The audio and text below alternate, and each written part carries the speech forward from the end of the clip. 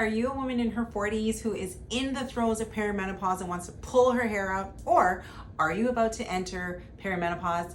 If so, then you're gonna wanna stay tuned for this video. Hi, my name is Tiana. I'm your mindset and transformation coach. I teach women in their 40s how to thrive, have better energy, and shift their mindset without ever going on a single diet ever again. Welcome to part 3 in my series of how to crush the perimenopausal symptoms. Part 3, prioritize your protein. Now, what does it mean to prioritize your protein? Well, every meal, protein should be the star of your plate. You want to aim to 30 to 35 grams of protein. If you don't know what that looks like, I would recommend going on Amazon and buying a food scale and start measuring your food just so that you have an idea of what 35 grams of protein looks like. Now, be very careful. 35 grams of protein isn't the same thing as 100 grams of chicken breast. You're gonna need to make that conversion yourself, and you can do so in MyFitnessPal. You can also use Carb Manager. Okay, back to prioritizing your protein. How do you know what an appropriate amount of protein is for the day? Whatever your goal weight is, or if you're already at your goal weight and maybe you just want to put on some more muscle, you're gonna wanna be eating that amount in grams. For example, if you currently are 175 pounds and you wanna get down to 140, you're gonna wanna eat 140 grams of protein per day. You can get your protein from a lot of sources. So you're gonna have all of your animal-based sources, which is going to be your meats, your eggs, your egg whites. You're gonna have dairy, so your yogurts and your milk. You can also have your fish. Plant-based sources such as legumes or beans do have protein, but they are higher in carbs. So that's where you want to make sure you're doing your calculations appropriately so that you're hitting your protein goals, but not blowing your carbohydrate goal out of the water. Some other plant-based sources of protein are your tofu, edamame, or your tempeh.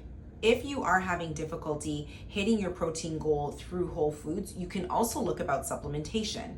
There are some great protein powder options that you can use to help supplement your protein. For example, you can do a whey protein isolate if you have any sort of lactose intolerant issues, or you can do a whey if you don't have any lactose issues. You can also supplement with collagen. It is not a complete protein. However, it will help with your skin, your nails, your hair, and digestion. It's odorless and it's flavorless. And of course, there are some plant-based protein options that you can supplement with as well. Let's do a very quick and dirty breakdown of what a day of 140 grams of protein can look like for you.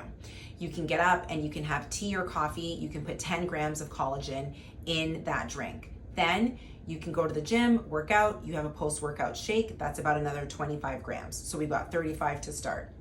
Then you're gonna have your breakfast. If you're aiming for 30 to 35, let's go with 30. You've got your egg whites and your eggs, add that into your existing 35, and we're already at 65 grams for the day. Next up, we've got lunch.